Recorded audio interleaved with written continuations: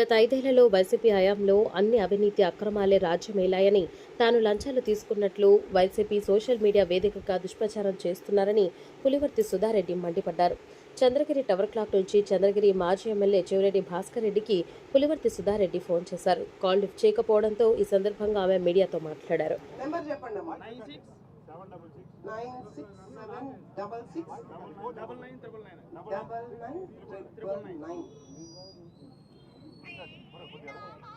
దేవుడి పాట చేసేంత పాపాలే కట్ చేసి ఎట్లా అయ్యో అన్న నా పాత్రికేయులకు అందరికీ నా నమస్తే.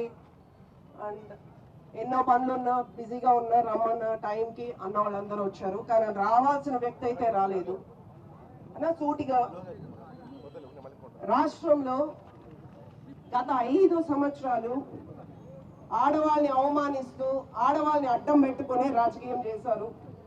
ఇప్పుడు చెవిరెడ్డి గారిని అడుగుతున్నా, చేత కాలేదా అన్న? నాని గారిని ఢీ కొట్టడానికి చేత కాలేదా? నాని గారిని ఢీ కొట్టాలా? నాని గారి ఎమ్మెల్యే ఇక్కడ, నేను కాదు. నాని గారిని ఢీ కొట్టలేక నా గురించి తప్పుడు వార్తలు రాస్తే సమాధానం చెప్పాలా లేదా? ఇక్కడ మేము కూడా 5 సంవత్సరాలు ఉన్నాం. మీ సతీమణి గురించి ఎప్పుడు మాట్లాడలా. ఆస్తుల చిట్టా చాలా ఉంది, మీ సతీమణిది చాలా ఉంది.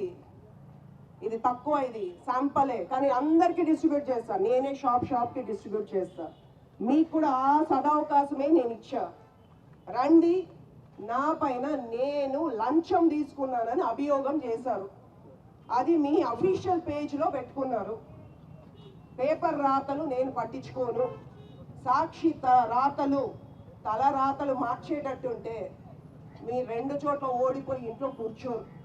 మీ తలరాతలు మారి 11 మంది ఉండే చోట ఉంటారు. 164 మంది ఉన్న చోట ఓడిపోయి ఇంట్లో కూర్చోరు. సాక్షి రాతలే తలరాతలు మార్చేటట్టుంటే ఈ చంద్రగిరిలో మాకు 44,000 ఓట్లు వేయరు. మీ సాక్షి రాతలే తలరాతలు మార్చేటట్టుంటే జిల్లాలో ఏ వైసీపీ నాయకులు వాడుకోనంతగా నీ ఇంటి పేపర్ లాగా మీరు వాడుకున్నారు. అంత మీ రాతలకి దమ్ముని ఉంటే మాకు ఓట్లు వేయరు. కాబట్టి అవి వేస్ట్.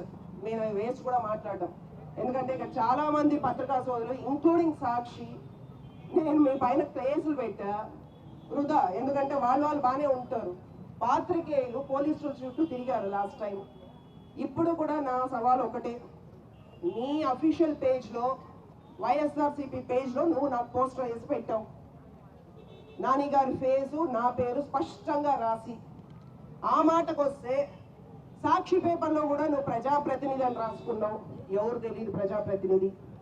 మరుసటి రోజు ఎమ్మెల్యే భార్య అని రాసినావు. ఏ ఎమ్మెల్యే భార్య, ఏ ఎమ్మెల్యే సతీమణి, నువ్వు స్పష్టంగా రాయి.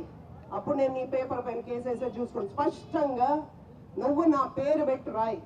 నేను మళ్ళీ పేపర్ పైన, ఎందుకంటే అది కూడా టైం వేస్ట్. పేపర్ పైన కేసులు వేసేది నువ్వు రాయి. అది కూడా అది రాయలా. నీ గ్రూప్లో వెరీ స్పష్టంగా నానిగారి ఫోటో వేసి, నా పేరు నానిగారి ఫోటో క్లియర్గా వేసి, నానిగారి అంటే ఎమ్మెల్యే సతీమణి అంటే నానిగారికి ఉన్నది నేను ఒక్కతే సతీమణి కాబట్టి నేనే రాసావు. నిన్ను రుజువులు తీసుకొని రమ్మన్నా ఇక్కడికి.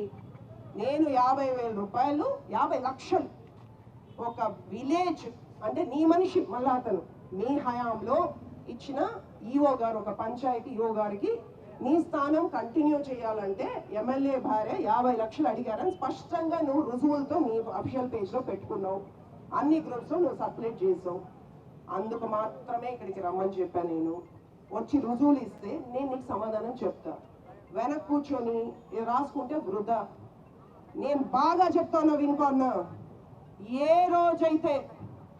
ఏ రోజైతే చట్టసభల్లో మా బోనమ్మ గారిని అవమానించారో ఆ రోజే మీ పార్టీకి పతనం స్టార్ట్ అయింది. బాగా గుర్తుపెట్టుకో, ఆ రోజే నీ పతనం స్టార్ట్ అయింది.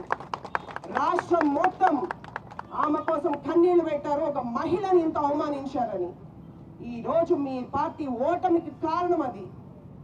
ఇదే చంద్రగిరిలో కరెక్ట్గా సంవత్సరం రేపటికి నన్ను తోయించి నా కాలు వించావు నీ తుమ్మల గుంటులో. నువ్వు అమ్ముకున్న మఠం భూముల్లో, నువ్వు కబ్జా చేసుకున్న మఠం భూముల్లో పేదలు ఇల్లు కట్టుకొని ఉంటే కూల్ చేస్తా ఉన్నారని నాకు పిలుపు వస్తే పోతే నన్ను తోయించి నాకు కాళ్ళు వించి సరిగ్గా సంవత్సరం అయింది. ఈ చంద్రగిరి